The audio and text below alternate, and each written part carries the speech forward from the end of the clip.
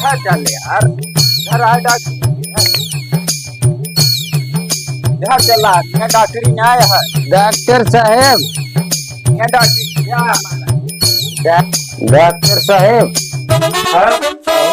3 दिन से हमारा रुकत ना है। का पेट ना रुकता है।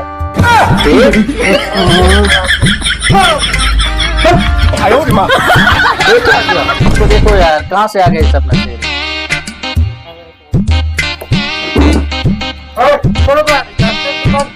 अरे डॉक्टर साहब, हम यहाँ से 3 दिन दवा लेके गए भाई। अरे चढ़ा दो भाई ग्लूकोज। इसको बाहर ले चलो, बाहर लेटाओ, देखते चलो, ले चलो बाहर। हमको पकड़ लिए, पकड़े हटो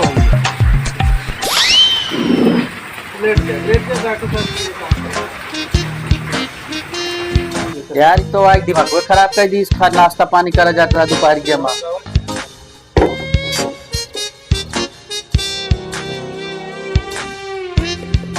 कहाँ लेटा है वो? चलो उसको देखते हैं, चलो लेके चलो सब। कहाँ लेटा है? अभी गया नहीं है? रुको मैं देखता हूँ उसके नीचे। समझ गए ना, पूरी दुकान है।